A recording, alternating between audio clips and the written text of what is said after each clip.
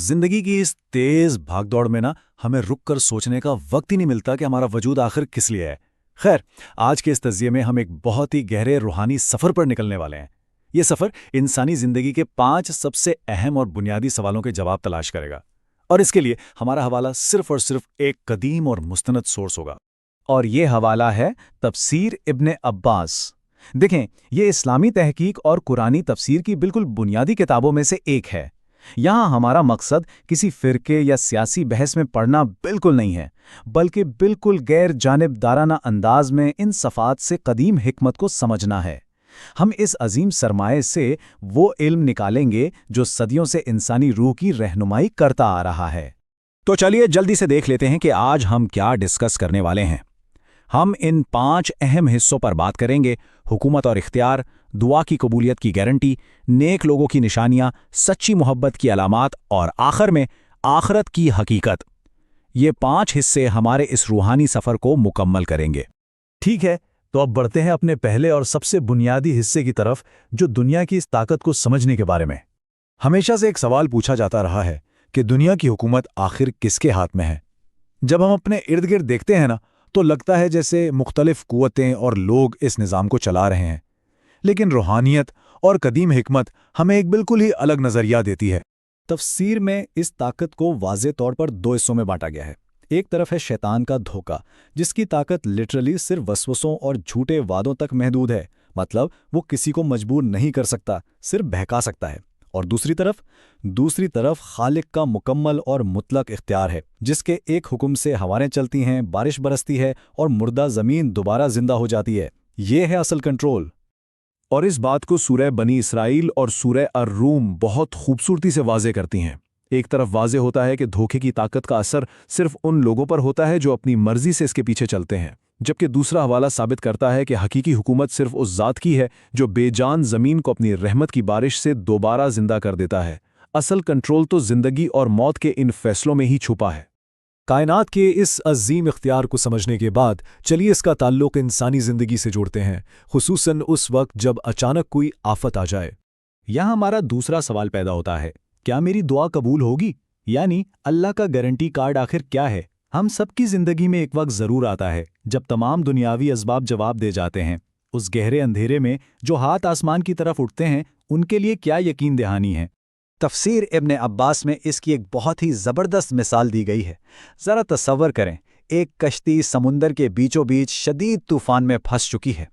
जब मौत बिल्कुल सामने नज़र आती है ना, तो हर इंसान के दिल से तमाम झूठे सहारे मिट जाते हैं। उस वक्त सिर्फ और सिर्फ खालिक को बिल्कुल खालिस नियत से पुकारा जाता है। और जानते हैं, यही वो खुलूस है जो दुआ की कबूलियत का गारंटी कार्ड है। लेकिन ठहरिए, यहाँ एक अजीब सा इंसानी अलमिया भी बयान किया गया है। तूफ़ान में तो दुआ में मुकम्मल यकीन और खुलूस होता है, लेकिन जैसे ही इंसान साहिल पर महफूज उतरता है, वो वापस उसी धोखे की दुनिया में खो जाता है। असल कामयाबी तो ये है कि जो खुलूस उस तूफ़ान की हालत में था, वो हमेशा बाकी रहे। तो फिर वो कौन लोग हैं जो इस खुलूस को हमेशा बरकरार रखते हैं? ये पॉइंट हमें हमारे तीसरे अहम सवाल की तरफ ले जाता है। हम अक्सर सोचते हैं कि अल्लाह के वलियों की असल निशानी क्या है। क्या वो कोई चमत्कार या मुजज़ा दिखाते हैं, या उनकी पहचान उनके किसी ख़ास हुलिये से होती है? कदीम हवाले इसका बहुत ही सिंपल लेकिन गहरा जवाब देते हैं। इन सफ़ाहत के मुताबिक असल निशानी किसी मोजज़े या जादू में नहीं, बल्कि आजिज़ी और गौर व फिक्र में छुपी है। नेक लोग वो हैं जो दिन और रात के इस आम से चक्कर में भी खुदा की अज़मत को महसूस करते हैं। वो इस सिस्टम पर गौर करते हैं, खालिक की ताकत को तस्लीम करते हैं और ख़ुद को आजिज़ी के साथ इबादत में लगा देते हैं। बस यही मुसलसल तवज्जो उनकी असल पहचान है। जब खालिक की निशानियों की सही पहचान हो जाए, तो दिल में एक गहरा ताल्लुक़ पैदा होता है, और इस ताल्लुक़ को हम मोहब्बत कहते हैं। पर क्या ये मोहब्बत सच्ची है? ये खुद से पूछने वाला सबसे अहम सवाल है। क्या हम वाकई सच्ची अल्लाह से मोहब्बत करने वाले हैं? क्योंकि देखें, मोहब्बत सिर्फ अल्फाज की मोहताज नहीं होती, इसके लिए प्रैक्टिकली कुछ करके दिखाना पड़ता है। सूरह अहज़ाब की तफसीर में सच्ची मोहब्बत करने वालों की एक पूरी चेकलिस्ट दी गई है। ये औसाफ इंतहाई वाज़े हैं: हमेशा सच बोलना, मुसीबत में सब्र करना, तकब्बुर की बजाय आजिज़ी इख्तियार करना, दूसरों की माली मदद करना, रोज़ा रखना, अपनी पाक दामानी की हिफाजत करना और खालिक को हर हाल में याद करना। ये कोई जज्बाती दावा नहीं है, बल्कि एक ज़बरदस्त प्रैक्टिकल लाइफ फ्रेमवर्क है। اور یہاں پر سب سے خوبصورت بات کیا ہے؟ تفسیر آگے واضح کرتی ہے کہ جب کوئی بھی انسان ان اعمالی نشانیوں کو اپنی زندگی کا حصہ بنا لیتا ہے تو اس کے لیے عظیم مغفرت اور شاندار انعام کا پختہ وعدہ ہے۔ یہی تو سچی محبت کا سب سے بڑا نتیجہ ہے۔ ان تمام دنیاوی اعمال اور روحانی سفر کے بعد ایک آخری منزل کا آنا طے ہے۔ تو چلیے اس حتمی حقیقت کی طرف بڑھتے ہیں۔ موت کے بعد آخر کیا ہوگا؟ یہ ایک ایسا ایبسولوٹ ریالٹی چیک ہے جس سے دنیا کا کوئی بھی شخص انکار نہیں کر سکتا۔ جب یہ آنکھیں ہمیشہ کے لیے بند ہوں گی تو سامنے کون سا منظر ہوگا؟ تفسیر کی روشنی میں آخرت کا جو خاکہ سامنے آتا ہے نا، وہ سچ میں ہوش اڑا دینے والا ہے۔ موت آتے ہی یہ سارا دنیاوی دھوکہ بالکل ختم ہو جاتا ہے۔ پھر ایک دن سب قبروں سے اٹھائے جائیں گے، لیکن اس میں سب سے حیرت انگیز بات یہ ہوگی کہ لوگ قسمیں کھا کر کہیں گے کہ ان کی دنیا کی ساری زندگی، ساری بھاگ دوڑ بس 1 گھنٹے کی تھی۔ سوچیں، وقت کا پیمانہ اچانک اتنا بدل جائے گا اور حقیقت آئینے کی طرح واضح ہو جائے گی۔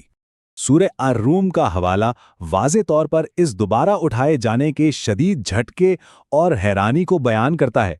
جب انسان اس دنیا کے دھوکے سے نکل کر اچانک ایک ایسی سچائی کے سامنے کھڑا ہوگا جسے اس نے زندگی بھر اندیکھا کیا تھا۔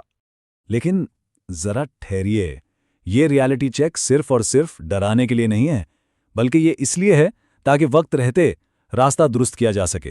قدیم حکمت کا آخری پیغام تکلیف کا نہیں بلکہ امید اور خوشخبری کا ہے، ان سب کے لیے جو اس حقیقت کو جانتے ہوئے اپنی روح کا سفر واپس خدائی نور کی طرف موڑ لیتے ہیں۔ تو سب سے اہم نقطہ یہ ہے کہ آخری منزل کوئی سزا نہیں ہے۔ ان صفحات پر جنت کے دروازے کھلنے کا نہایت خوبصورت منظر پیش کیا گیا ہے۔ ان نیک روحوں کا وہاں استقبال کیا جائے گا جنہوں نے اس دنیا کی طاقت کے اصلی مالک کو پہچانا، طوفان کے بعد بھی دعا میں اپنا خلوص زندہ رکھا اور عمل سے اپنی سچی محبت ثابت کی۔ ہمارا یہ تجزیہ آ کر اس اہم سوال پر مکمل ہوتا ہے۔ ان قدیم حوالوں سے ہم نے جو کچھ بھی سمجھا ہے وہ بس علم کی حد تک محدود نہیں رہنا چاہیے۔ اصل سوال